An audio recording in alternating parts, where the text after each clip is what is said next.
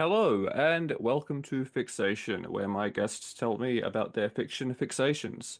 I'm Daniel Radford, your host, and today I'm joined by a very familiar face in Jon Kernan, who usually hosts Stories Across Borders with me. Hello. Hello, this episode's gonna be great, or my name is Baron von Crabblesnitch the Fourth, and it's not. Doesn't matter which show we put you on, there is always something. Uh, Yes, yeah, don't get confused. This is in fact a different show without all the rules and such that I usually force upon John here. One thing that is more or less the same, though, is that we are here to talk about a piece of media. In this particular instance, that piece of media being Courage the Cowardly Dog, an animated series from the 90s, I believe, was when it first hit. that's. Yeah. I think so. Or was it early 2000s? 90s, right? It was definitely going very consistently when I was a pretty young kid, so it's either it's either late 90s or maybe it's early 90s, and I was already 1999. watching. Yeah, that sounds about right. I must have been watching it when it was current then. Yes, it was, of course, created by one John R. Dilworth for Cartoon Network and sort of produced by his own studio. Man, Dilworth is such an interesting guy. Yeah, clearly he had some stuff to unpack.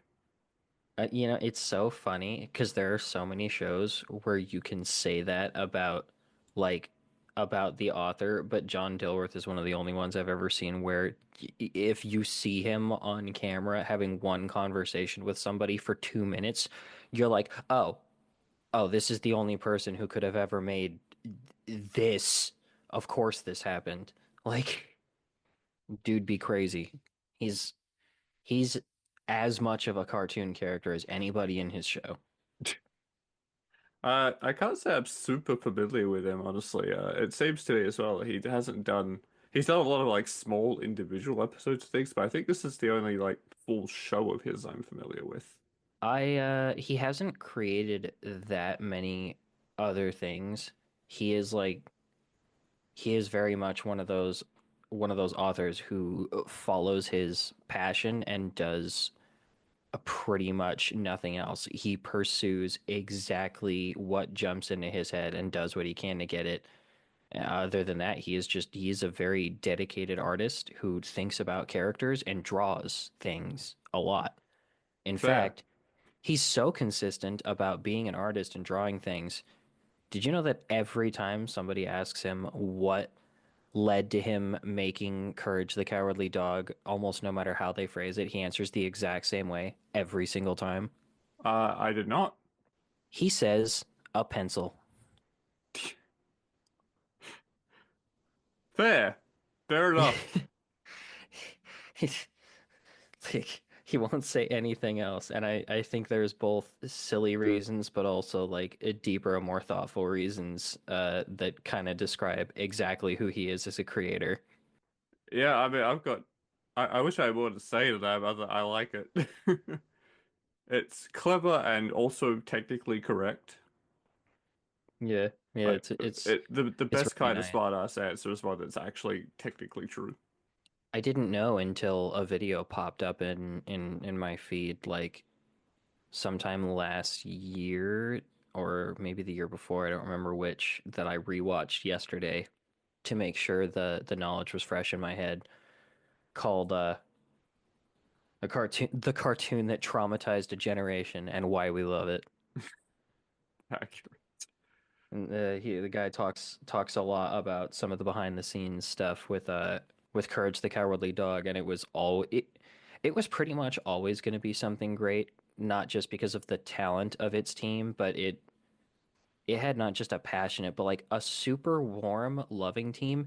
Even the producer, the one who was supposed to be the voice of Cartoon Network, went on a lot about how she just firmly made the decision to be on the side of the animators and the creators on the show above all else. Everything she did was to take care of them. Yeah, I mean, it shows in a lot of ways because it is. it has such a unique vibe and look and way of storytelling compared to basically anything else, honestly. Nothing that was being done at the time felt the same. And even though we have a lot of like a lot of stories now that are aimed at children but touch upon like darker and more disturbing themes, even they don't have the same vibe as Courage did. Yeah, it's great. I'm pretty sure Courage is one of the things that led to me loving horror, even though I was also probably always going to love it at least a little bit because it was like the only genre my dad cared about watching. I mean, he watched stuff from all genres, but he saw a movie every now and then and he liked it or he didn't. Horror was the only genre where he liked horror movies generally.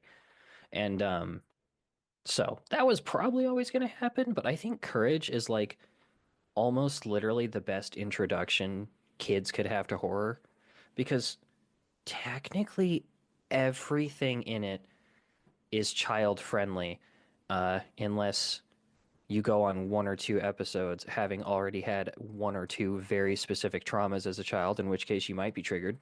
Uh, Shout out to cousin Fred. Can't say I'm familiar with that one. Well, you see, cousin Fred is a barber. A barber is Fred. He shaves the hair off your head. And when thinking about such things, he has a propensity to be naughty. Ah, The Cousin Fred episode of Courage the Cowardly Dog is an entire episode about a guy who was in an insane asylum that is a cousin of Muriel's getting released for one day to go visit her as his only relative who's around. And he's framed, here's the child friendly part, of course, as just, he's a crazy barber who's obsessed with shaving. And Courage is scared of him because he's creepy and won't stop smiling, and he really wants to shave Courage. And Courage doesn't want to be shaved. Haha, child friendly. Except when you watch it, he's a big man with a huge creepy smile who's talking in his head. He narrates the entire episode for us, a long series of rhymes that always end in him talking about feeling or being naughty. And he says it the same long, drawn out way every time. And then you realize, oh God, I'm watching an older family member who makes a child uncomfortable and is being left alone with him because the other adults are acting like nothing is wrong. yeah. And suddenly you're like, okay, that's, oh, cousin Fred's not okay. He's not good. This version is safe for TV, technically, but, whew. Yeah, it's one of those things where it's like this is being like it is very clearly an episode that is a metaphor for something much worse. And it leads into being creepy, as Courage typically does. And that just contributes to the metaphor. And that's something that I remember the show doing semi-frequently is that whilst most episodes were based around a pretty common fear, some a lot more, some grounded, some not, as fears typically are.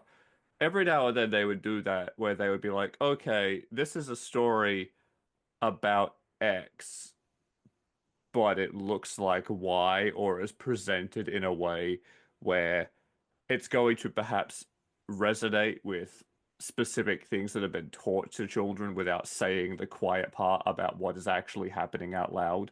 Like I remember there is one episode which basically deals with domestic abuse, I believe. Yeah, the episode with Kitty and Bunny, the Yes. wonderful episode everybody loves where we get domestic abuse, running from home, being on the wrong side of the tracks, and lesbians all at once. It's great. It's weird to say, right? Because this is the silly comedy horror animated series for children about a terrified dog who gets adopted by these people who live literally in the middle of nowhere, or rather, they are outside of the town of nowhere in the middle of nowhere because naturally, because his parents got, or previous owners, I don't remember which one it was, got straight up launched into space. Yeah, they were sent to the moon, and as far as we know, until their little episode, they're dead because they got launched to the moon. Of course they're dead. How could they be alive? You can't live on the moon. Right.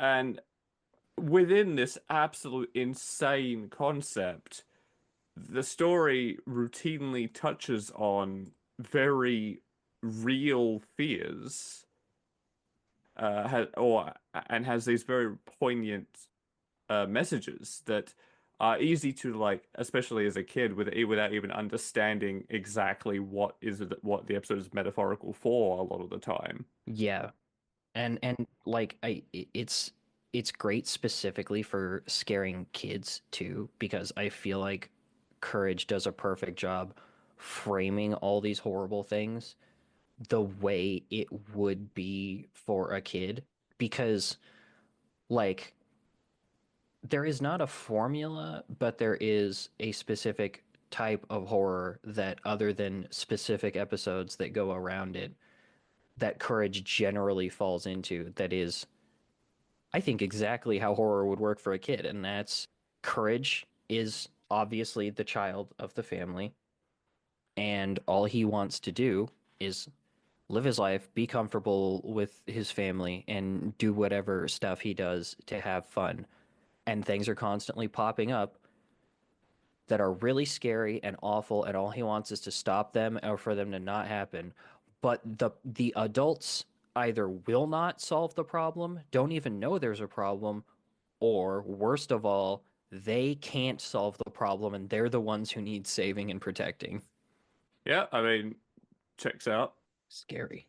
But like it explores so many other things. Like I also love that Courage as a story is like, it's not always specifically on the side of the underdogs, but it's always on the side of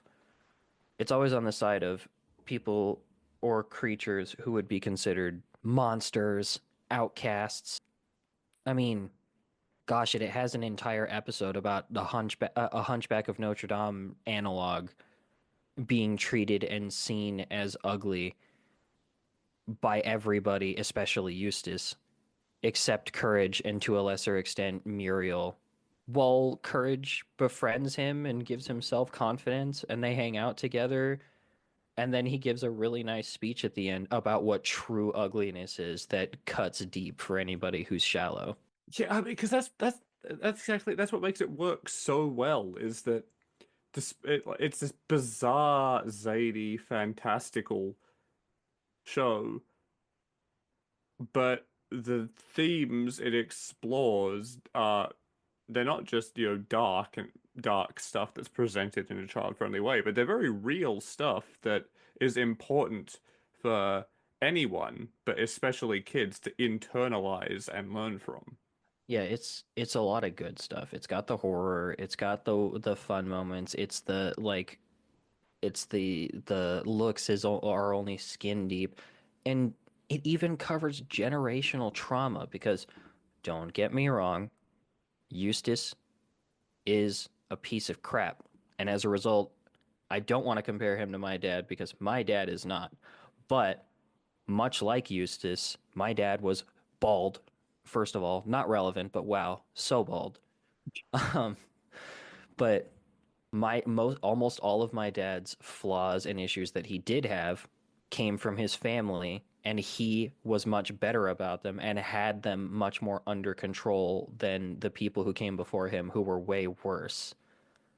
And that's why I think of him sometimes when I watch the show and see the things Eustace does, because as awful as Eustace is, he is way better than the rest of his family. His family is so awful.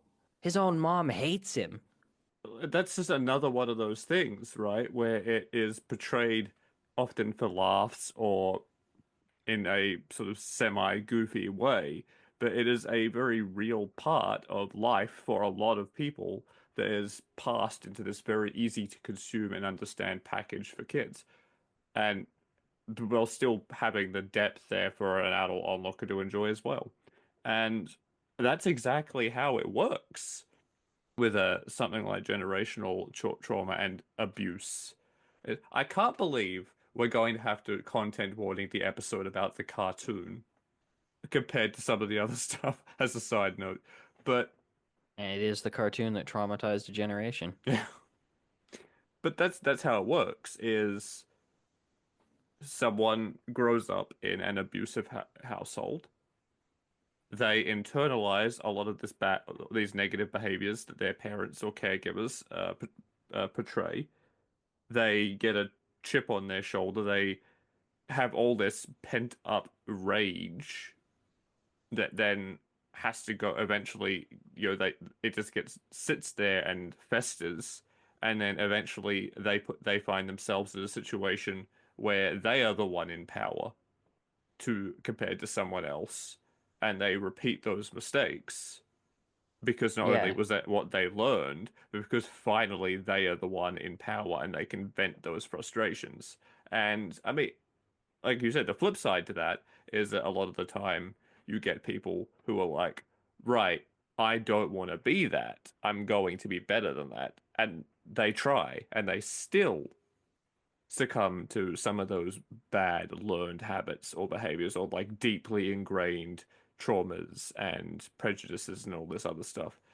because unfortunately it's still there. Yeah, it's not, And sometimes people get an even slightly inflated sense of pride, being like, well, I'm better than my dad or my mom or my whoever. Like, that, like, kind of makes them stubborn to change, to try harder, to change even more. exactly. And that's just how that sort of cycle of generational trauma continues. And if things go well, it does eventually fizzle out because every generation is learning from those mistakes and going, I don't want to be that.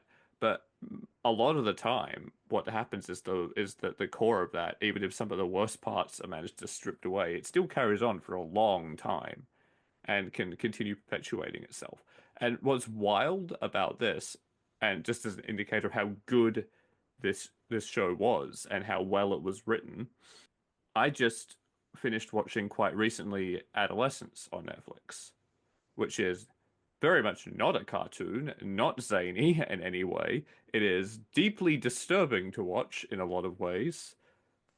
But that touches upon those exact same themes at one point, where the kid who has murdered one of his female classmates in a fit of rage has internalized a lot of the worst parts of masculinity that he has learned from his father.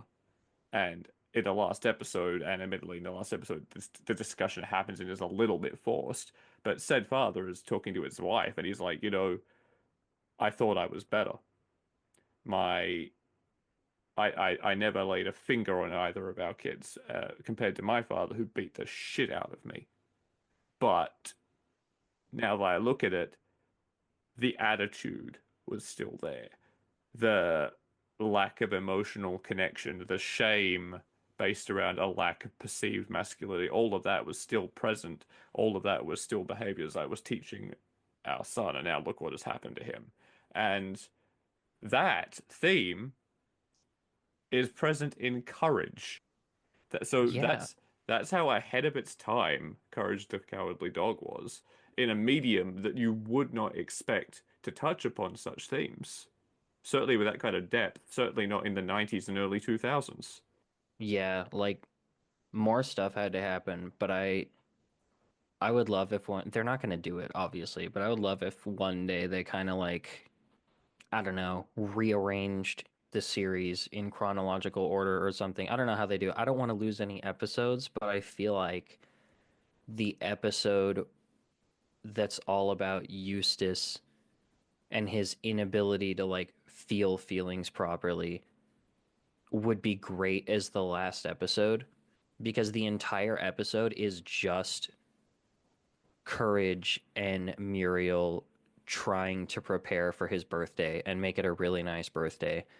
And the entire episode, for one reason or another, he's being pissy and grumpy and having nothing to do with the birthday, even though in a way he's kind of excited for the birthday because he's vain. So even though he's grumpy, he likes that it's a day all about him where everybody's going to be nice to him and take care of him.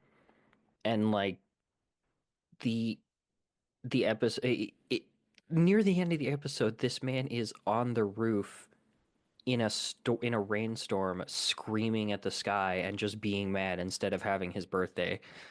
And the only thing that snaps him out of it is when Courage I don't even remember how we get there. I wish that's one of the episodes I had rewatched in the past couple days, but Courage ends up on the roof holding a big mirror and like he has Eustace has a little moment where he looks in the mirror and he sees a young version of himself because apparently Eustace actually went bald way younger than we would have expected. And the little version of him is just like, "Oh man, it's it's so hot out here. My head is burning." And Eustace says, "Burning? Well, where's your hat?" And little Eustace says, "I don't have one." And Eustace like sits there looking around and grumbling for a second, going like, "Oh, that's not right. I haven't had a little bald kid. Everybody should have a hat." And then he takes his hat, puts it through the mirror onto little Eustace, and little Eustace breathes a sigh of relief and feels better. And he says, "There you go. That's all better, right?" And like suddenly the rainstorm stops. The little curse Eustace seems to have been going through stops. And even Muriel, like looking out, is like, "Oh, Courage, you did it. The only thing that could make Eustace know how to love was to love himself. Or you made Eustace give of himself unto someone else." And I'm like, that would be the perfect point, I would think, for since we can't have a nice Eustace, for things to just stop, since we're obviously not going to go on the journey of him slowly getting better. But it would be nice to either have that or just see a slightly different Eustace from then on that's grumpy but not outright evil and mean or whatever. Because that feels like the first, because they're explicit about the idea that part of that episode was that you can't really properly love anyone else if you can't love yourself. Yeah, well, I mean, that's how it happens all the time, right? It's self-loathing and hatred and all of that fun stuff manifests so easily as rage that is projected outward because it's difficult to direct rage inward like that. Yeah, it has to go somewhere. It wants to escape, and there's no viable target because it's you that you hate, so it's everyone else around you that cops it. Yeah, self-hatred has nowhere to go but eventually out. And since the only direction it's really being pushed is inward, it has no direction when it comes out. Like, yeah, that's a really good moment. Um, I mean, there are so many in Courage. He becomes friends with Bigfoot and saves him from an angry mob just because they got in a food fight over Muriel's pies. Bigfoot just shows up, is stealing Muriel's pies. Courage is getting mad because he's getting blamed for stealing the pies because he's a dog. Of course he is. Because as sweet as Courage is, we do see him just be extremely greedy and food minded every now and then. Well, he's a Um, beagle too, right? I don't remember if Courage is anything specific. He It's looks hard to like a tell from beagle. looking at him since he's just kind of like a little purple cylinder I don't with a know. head. What type of dog is Courage? He is a beagle. That makes sense. I never really thought of him as being a specific breed, but considering both of his parents look the same and he looks the same as them, it makes sense he would be a specific breed. Yeah. All I can say that is I have never met a beagle who wasn't gluttonous.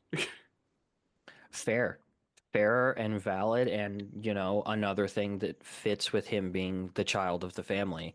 He wants his treats, he wants his snacks, and sometimes he needs a little smack on the hand from a wooden spoon. But like that's all it is. He catches Bigfoot stealing the pies. They get in a fight that seems like it's going to be a fight. But one of the rules of Courage the Cowardly Dog has always been that they don't want to solve problems with violence, not necessarily to teach kids not to, because we don't want kids to see violence happening, because violence definitely happens on this show. But he actually does it because that's just generally not the way kids do solve problems. They would much rather usually solve problems with competitions, with games and stuff. Um, and so that's how he does it. Courage, like Courage fighting with villains always comes down to some sort of game, whether it's a thumb war, uh, like the very first episode of Courage the Cowardly Dog has him fighting cats in the Cats Motel, which never realized was a reference to the Bates Motel as a kid. Um, Why would you? with they're having a ping pong wall match. Like it's not even regular ping pong. They're playing ping pong against an alley wall that exists in one of the basement rooms That's of just this squash. motel. It kind of is, yeah, I guess. I hadn't thought about that. But like he gets in a food fight with Bigfoot and then suddenly they throw so much food at each other that they look like I can't remember what the term is because it's not hula, but those dancers that are kind of like hula dancers but wear fruit hats and stuff. And they have a little dance off and they have so much fun dancing that suddenly they're friends. But then the angry mob shows up because Eustace saw Bigfoot, and of course he went to get an angry mob because he wants to turn in Bigfoot for a reward. Ah, Eustace. I mean, but that's one of the that's one of those things that is so uniquely, I guess, I don't want to say childish because it has a negative connotation, but kids do have that ability to be like completely at each other's throats 1 minute and then best friends the next day. Yeah, and it is perfect because we do have it revealed to us that Bigfoot was also a kid. Yeah, and I Like his like mom shows up and calls him Theodore and like yells at him and he's like, I "I remember told this you to actually. stay in our yard." I do remember that. But I do think, like, in addition to it just being a relatively accurate portrayal of how kids think, not necessarily in solving problems with games, because God knows kids resort to violence pretty often, all things considered. But that, Unfortunately. like, once that's done, it's done. And then they just like, all right, well, anyway. Yeah, I think the best thing about kids behaviorally that I really wish had a stronger hold on people over the years is, for the most part at least, there are exceptions, but generally kids don't hold grudges.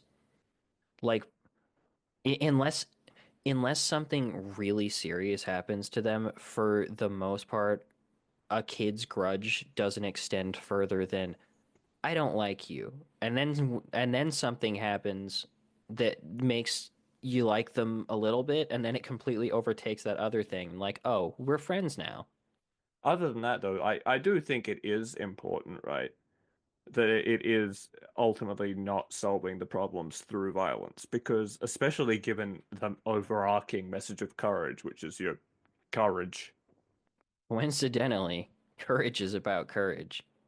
it is important that the message isn't when you see something scary and different that you don't understand, react with violence, because that is at the core of so many of humanity's problems, even in the present day, is that people see something that is different or that they don't understand or that they can't understand, and their immediate, like, instinctual response, because, tribalism and all that, it's a thing that's been with humanity for in our DNA for a very long time that we're only just starting to work out, like get away from, is that that thing is other. It is a potential threat. Smack it before it smacks you. And I think it's really good that this show, which is primarily aimed at kids, is embracing that fear of the other, but showing that you can get through those scenarios in a way that is, even if it starts out aggressive, eventually becomes a more passive, safe, healthy way of communicating. And usually at the end of it, it's like, well, thing was scary, but we got through it okay. It's about Yeah, facing things with courage, but not aggression in the long term. And I do appreciate that because I think that is something that I wish more people had internalized as children. and we sometimes also get the nice bit because there's multiple times in Courage the Cowardly Dog where, like with Bigfoot, it turns out the monster wasn't a monster, or that they even have one episode that's all about the fact that sometimes Courage is a little too scared and a little too jumpy, because like one of the episodes is about him thinking that he's discovered a group of cannibal butchers in town, only for it to be revealed at the end that the guy is just a regular butcher who's actually really nice, and all he was doing was making meat sculptures out of ground beef that looked like really realistic sculptures of people's faces Which is weird, but in the it's for not cannibalism. yeah, and that's the reason that they got a burger that had a face on it and why a guy was brought into the basement. He was just modeling, and that burger was made with some of the beef that looked like his face from the sculpture. And like, and there is no reveal, there is no greater thing. There's just, oh, thing wasn't so scary and awful after all, actually. Everything was fine. Yeah, the flip side to that though, right? Because I really appreciate that they do that, but I also appreciate that sometimes the monsters are monsters. I do like that it doesn't get on this preachy soapbox and be like, now listen here, kids. Everything that you think is a threat is possibly a friend in disguise. It's like, no, some things that appear dangerous are dangerous, and you should trust your instincts. What do you mean? Naruto taught me to become friends with the genocidal maniacs. I'm not saying it's impossible. But maybe you shouldn't. Usually, I don't generally think genocidal maniacs should have friends. Sometimes they do get better, but the point is that yeah, sometimes if something is giving you bad vibes, be courageous about it, approach it fairly, but sometimes the guy with the bad vibes is a bad guy. Case And in you shouldn't, point, Uncle Freddy, cousin Fred. Well, and cousin cats. Freddy. Yeah, Like cats, yeah. a lot of the monsters and stuff that show up in Courage the Cowardly Dog are real monsters. That's one of the nice things is the oh everything was fine episodes are the exception, not the rule. And I if there's one thing Courage the Cowardly Dog does really well, it's portray courage through this cowardly dog because like I mean, they show it off really well in general, but one of the things I love is the episode where they show Courage's origin a little bit. We also get an outright kind of statement. We get the thesis statement of his name, literally, of like when Muriel finds him in the dumpster and he's shaking and sad and scared and alone, but he's not crying and he doesn't run away from her and gives her a chance and she picks him up and she's like, "Oh, you must have had it so hard, you little dear, but you're still going and that takes courage." And I think one of the reasons that the show stops to take these moments to show when monsters aren't monsters or scary things actually just need some time to understand them because courage is about not doing things because you're scared and it's not about not being scared at all. It's about doing what you can despite whatever else you may feel. It's about your will being stronger and about you being more invested in the things you want to be, you want to do, you want to protect than whatever it is you're scared of or avoidant of that stands in the way. Yeah, I saw just the other day actually, just browsing through YouTube, weirdly enough, a really good quote that I like a lot. And disclaimer, semantically, I know that technically courage and bravery are not actually the same thing, but technically we use, like, generally speaking, we do use them interchangeably in everyday language. Author-flavored disclaimer aside. Um, and that was someone said, put in quotes. So I don't know if it's something they said themselves or if it's something they got from somewhere else, but I saw it. I really liked the quote, and that was basically this person said, uh, the funny thing about bravery is that when you're doing it right, it feels a lot like fear. Yeah, and they may have been misattributing the word bravery a little bit, but I'd say that applies perfectly to courage. Exactly. And I thought that was so good because it's exactly the the point. I mean, obviously, bravery is technically the absence of fear, whilst courage is in spite of fear, but whatever. Again, we typically use those interchangeably, and I think it's very fitting a statement in regards to the show Courage, but also to just life in general. This idea that it is when you are being brave, you're not going to, or being courageous, you're not going to feel defiant. Or I guess you might, but you're not going to feel an absence of that of the fear. You're going to feel it very intensely and make the conscious decision to act anyway. Yeah, in a way, being brave is easy.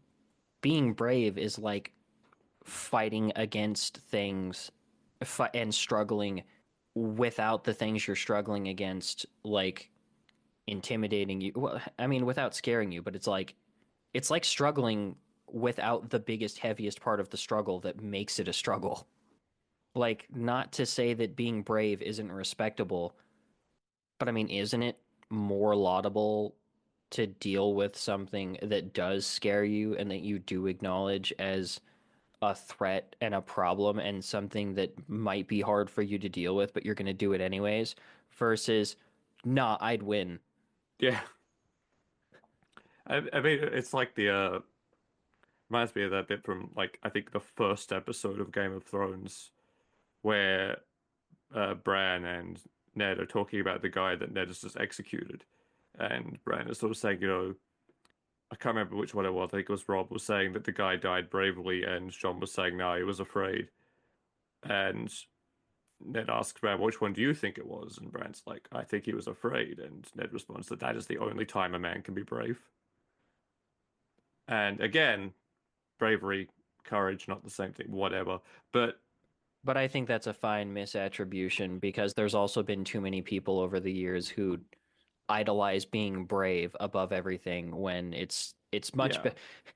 If they misunderstand being brave as being courageous, then that's great because they'll just be courageous. yeah, I mean, in modern language, we typically use the two fairly interchangeably. It's fine. But I only draw attention to it every time because one, it's a little niggling thing in my brain. It's like these aren't the same. But also because like being good at words is my entire brand that I've just killed anyway by using the phrase good at words. But you're so good at words. You do the talk well. Uh, if only I if only I talked as well as I wrote. Uh, says the guy who's hosting multiple podcasts, doing real good for my branding. Um, You got this. but I loved this like these like very poignant themes that we see in some of the best written adult television of the past, 10 years or whatever, in stuff like Game of Thrones and adolescence and things like that, is all in this cartoon aimed at children from the late 90s, early 2000s, because that shows that these themes are enduring, which is a little sad in a way, I suppose, that they're still so relevant, but also how ahead of its time Courage was and how well written it was. And I very much appreciate media that doesn't look down on its target audience, especially in the case of media aimed at children, because so often kids' media is so it's almost condescending, and I hated it as a kid and I hate it now. Yeah, it's really nice and like to go away from the the story and the themes and everything for just a second too. Oh One no, of the you're things I've you're allowed to always do that here. Keep going. I know. I just mean we've been mostly talking about that stuff anyways. One of the things I also love and adore about Courage that was popular in some of the better cartoons from that era at least. It's something I also loved about Ed, Ed and Eddie that was relevant at the same time. Um it's not afraid to be ugly. In fact, sometimes it's ugly on purpose in just the right way that it's never a skill issue. When something is ugly, it's ugly for a reason, whether that's for fun or to tell you something poignant Oh yeah, and I mean, important. like given how elastic some of the animation you see in like Courage or Ed, and Eddie and stuff like that was, like it's definitely not a lack of ability on the part of the artists and animators. It's done very intentionally that it looks like this. And that's kind of just a hallmark of like animation from that sort of time period in general is this idea of things being kind of ugly but on purpose and almost ugly in an appealing way sometimes. Yeah, and they do it really well because not only are there a lot of scary monsters, but Courage makes a lot of things either gross or ugly with small t details just because they can. Like, if anyone ever screams really hard, even if nothing else is wrong, at the very least, when someone's tongue sticks out of their mouth, the bumps and everything will be way too big and will be spread in an uneven pattern that just makes it this horrible, awful thing. Or whenever Courage screams, suddenly all his teeth are huge and they're all different shades of yellow, and one of them has a big hole in the middle of it. Like lots of little things like that. Really make oh God, one of the things that made me so uncomfortable is there's an episode where they go to the city and they just talk to a giant sentient cockroach. And boy, does he look like a cockroach. I remember that, yeah. God, he's so gross. My name's Bushwick, but you can call me Schwick. I'm from Bushwick. You can call that Bushwick, but don't call me Bushwick. Just Schwick. You don't want to know what's gonna happen if you call me Bushwick. Yeah. I mean, that's the thing though, right? Because I mean, in other stuff, it's just kind of the hallmark, but in Courage, it serves a purpose much more so. Not just, again, obviously, the sort of things ugly on purpose was kind of the whole shtick with a lot of that animation back then. But with Courage especially, it adds so much to that just disconcerting, uncomfortable vibe of everything, and the overall dark, gritty, unpleasant atmosphere that Nowhere and the surrounding area have. And it lets you see the world much more through Courage's eyes of everything being gross and frightening and sort of uncomfortable to look at. Yeah, the most popular and famous episode of Courage the Cowardly Dog to this day is King Ramses' curse. And the only really significant standout thing about that episode, besides King Ramses being a weirdly polite, threatening creature, is some ugly early era like 3D CG in the middle of this 2D cartoon. And everybody loves it. They adored it. King Ramses so uncomfortable.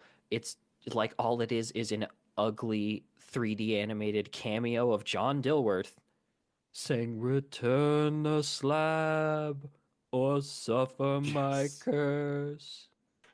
I forgot that was actually Dilworth. Yeah, yeah, it's him doing it himself. The the video I already referenced a couple times when they talk about it does the horrible awful thing of showing a clip where the camera did a close up directly on Dilworth's mouth as he did his Ramses impression, and I literally said out loud, "Don't ever show me John Dilworth's mouth ever again." Yeah. Yeah, it's funny, like there's something just very specific about the aesthetic and vibe of Courage that like even back then nothing else, even the stuff that was that sort of kind of ugly on purpose kind of vibe quite hit that same mark. And now now you do get a lot of children's media that is willing to portray darker themes, you know, obviously in a way that's healthy for kids to consume, but who's willing to show stuff that's a little bit scary or dark or whatever. But it's always done in a very cleanly animated way. That's, you know, it has the right vibe for being dark and scary. And the animation, don't get me wrong, a lot of that animation is incredible. It's gorgeous. Art has come a long way. Animation, especially, has come a long way. But Nothing's allowed to be ugly anymore. yeah, it's kind of the flip side to that is that nothing is allowed to be ugly. Like you said, things have to have that sterile quality. And again, I'm a big fan of animation. A lot of modern animation I really, really like. So this is like incredible stuff that would that would never have happened back in the Courage's time. This isn't me going like, oh, things were better when I was a kid, because that is patently false. No, yeah, it's it's just a difference, and I would say the fact that nothing is allowed to be ugly is generally a bad difference, but also nothing is allowed to be ugly means nothing is it's very rare for anything ever to be ugly because sometimes things are also just ugly because they're bad. Oh yeah, like I said, like I'm not saying that what I say it's completely false that if the animation was better like what better back then. And by the same token, it doesn't mean it was like way worse. I think just on average, there was a lot less well written, well rounded media for a lot of reasons. A lot of reasons that had very little to do with the skill of the people doing it and a lot more to do with network decisions and the fact that things were frequently not written with the under the idea that you would be seeing them in sequence all the time.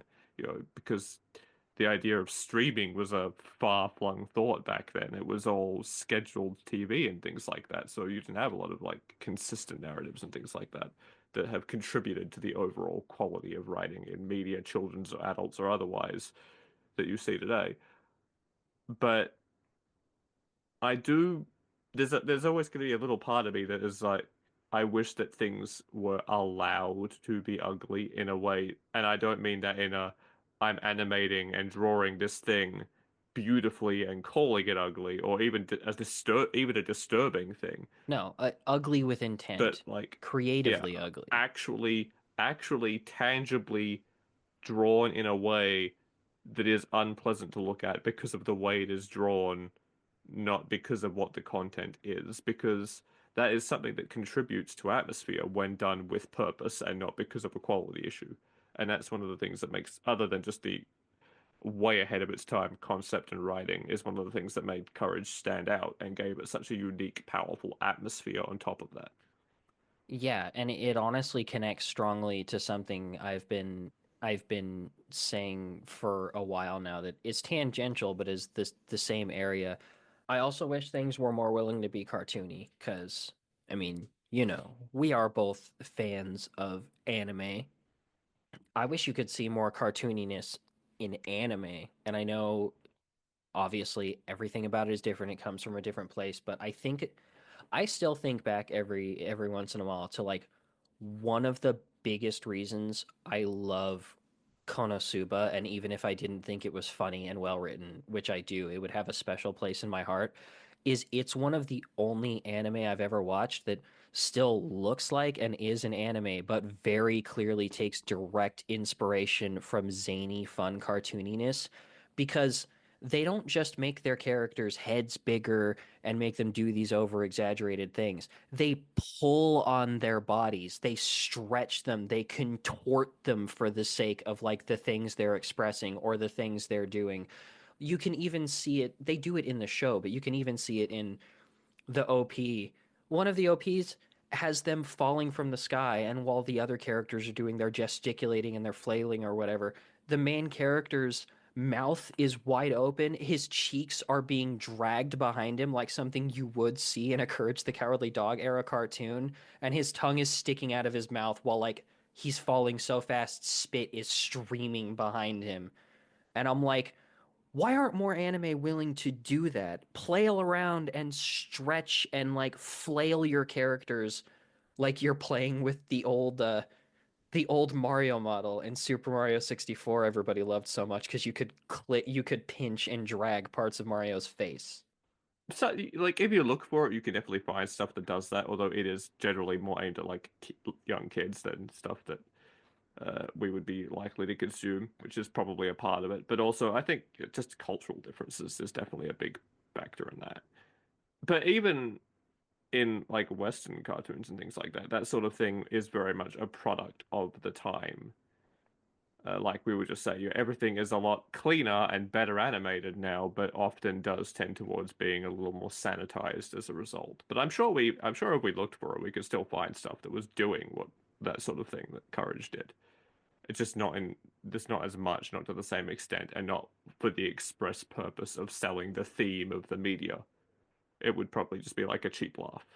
And unfortunately, at least some of that change was always unavoidable because I feel like one of the reasons that's changed so much has to also just be that almost nothing is ever hand drawn anymore.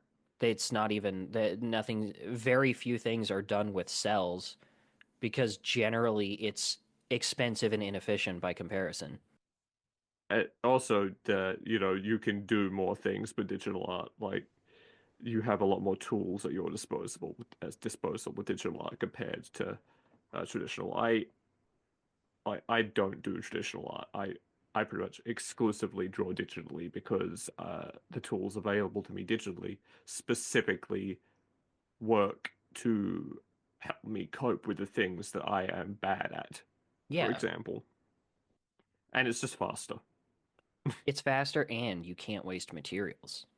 Exactly. It's faster, it's arguably better for the environment in a lot of ways. You don't waste material if you mess something up. I think it is the correct move to digital Yeah, work more in the modern day. But yeah, I mean, like I said, I'm overall very content with the overall state of animation currently. I I don't miss the era of everything being very rubbery and weird and ugly on purpose necessarily, but I do respect the choice back then to do it, especially when it was done with this purpose, and I'm glad that they did choose to do that for Courage specifically, or for anything that was supposed to be a little bit gritty and gross, because that was a thing that was trying to highlight about the world. yeah. I mean, I admittedly do miss it, but I only miss the outliers, the best examples. I only miss having a couple things here and there that do it really well. I would never want it to be the normal. Besides the whole like something is only special if it's unique thing. Even a separate from that, I don't think I would enjoy it if everything was ugly like Courage. Yeah, I mean, that's the thing. It was like this weird hallmark of the 90s and early 2000s era where a lot of animation was intentionally kind of weirdly bulbous and ugly. Yeah, and Cartoon Network and Nickelodeon were both doing it. Yeah, and I think that's the thing, right? As a lot of the time, that media was done that way just because it was how things were done. Yeah, for a while it was normal, and we got some great stuff out of that, but we also got some. There are some people who like it, but one show that was around that time I could never watch was Ah, Real Monsters. That I mean, show it made was sense. They were too ugly monsters. for me.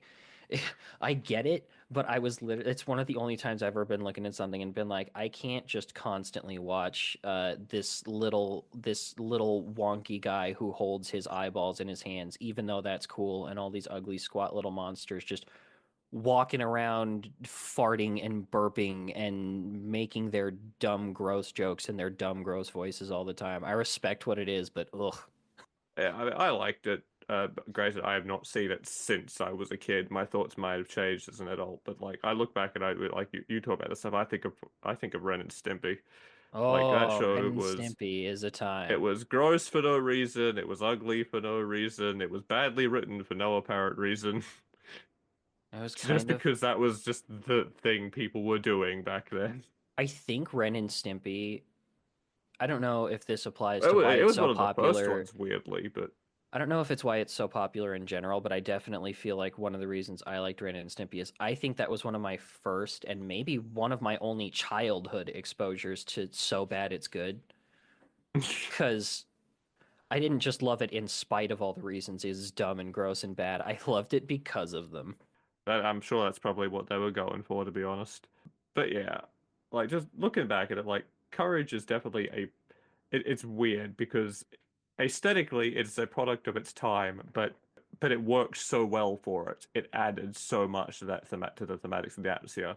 But despite the look being a product of its time, the way it was written so thoughtfully and with those themes in mind, with that storytelling in mind, it was so ahead of its time in so many ways as well.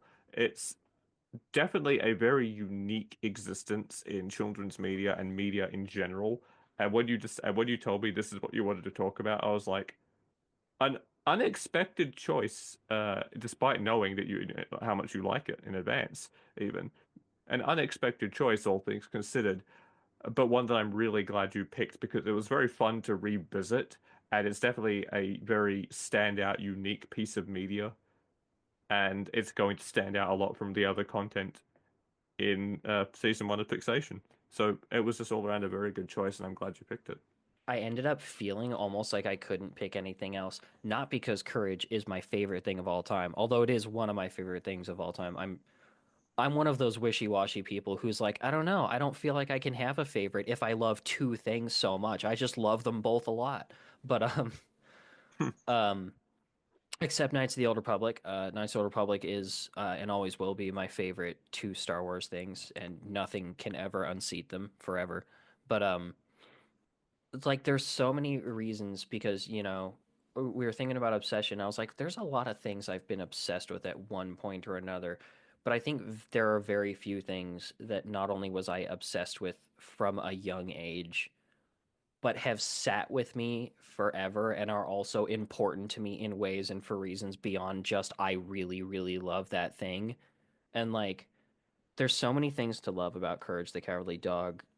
All the stuff we've already said, it's like one of the most passionate projects creatively to ever exist. The lady who voices Muriel just is Muriel. I saw a video chat between like John Dilworth and a couple of the head writers, and she was also there, not talking on what I think was a group Skype call. And I think she might have even been talking with her mic muted because I saw her looking like she was talking a couple times. And I just can't help but imagine she's old lady talking on mute. But Hmm. like the work they put in, we already mentioned the ugly thing, but I forgot to say when we were talking about that, Courage does not scream the same way twice visually ever in the entire show. Every single one of his screams is drawn and animated uniquely. His teeth get big, but his body's round like a little puffball. He screams, and his teeth shoot out of his mouth one at a time. He screams so hard, his skin falls off, and he's a screaming skeleton. There's one time it transitions, and he literally stops the show to run off screen, run all the way to the top of a huge rock formation. We zoom way out so he looks tiny, and I mean, his head becomes massive, right? he screams so hard his head becomes massive, and then the moon cracks and falls to Yeah, pieces on the and he edge of the kills his screen. parents. Like, yeah, pretty much might as well. Yeah. Like they do that, but there's also the personal touch that not only did Courage teach me things both in spite of and because of it being willing to be ugly and gross and down to earth, and also once or twice actually genuinely making me not just scared but uncomfortable. Very few things can make me scared and uncomfortable at the same time. Not that many things can scare me, not a whole lot of things can make me uncomfortable, and most of the time when it happens it's just one or the other.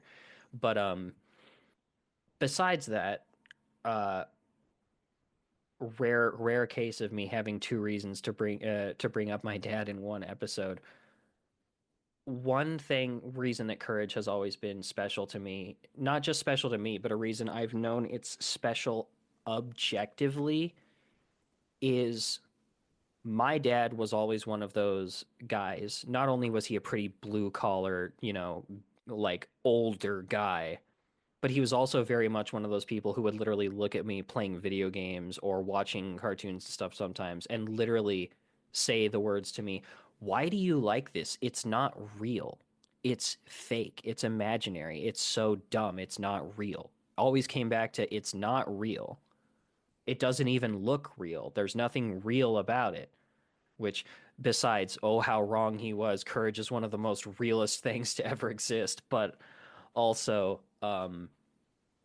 well, actually, he didn't say that about Courage. That's the whole point of what I'm saying. I'm being stupid. But he would sit down and watch Courage the Cowardly Dog with me, and he loved it and adored it, and it was something we experienced wholly positively together, and we're both on the same page as this ugly, silly, nonsensical, ridiculous, cartoonish thing that this notable, not real things hater man just loved sitting down and experiencing with me. And like that doesn't just make it special to me. That I always saw that as objective proof that it just is special that he could enjoy it. Yeah, it's genuinely just so good. I don't think I have much. I don't think I have No, much else to say about it as much as I love it. I It's think, just I mean, very I think special. you've covered a lot, to be fair. We've covered all the important stuff, so I think we can leave that there. This this is a story about a dog who lives in the middle of nowhere with his family. Creepy stuff happens in nowhere, and it's up to Courage to save his home. It's also about all the horrible, scary things you can see through the lens of a child and how to appropriately confront and deal with those issues. It's just very good. Yeah, but on that note, yeah, we can leave that there. So if you guys are listening to this on YouTube or Spotify or wherever else it's appeared, you can also find these episodes on my website, radfordwrites.com. You can also find my other podcast, Stories Across Borders, there. You can find various stories and articles and blog posts and that sort of thing there. You can buy my books there, such as, well, by the time this is released, recently released-ish Marvel, book two in the same series as Domino. So that's pretty hype. And you can also subscribe to my premium content, which would let you read said books cheaper. So that's a thing you can do. You can, of course, also find John co-hosting most Stories Across Borders episodes with me, as well as doing his own streaming on Twitch and YouTube as Sephir, Sephear. That's me. Uh, I think I've genuinely run out of things to say. I've been so thorough in venting my feelings and love for this thing that I am just content. On that note, then, goodbye.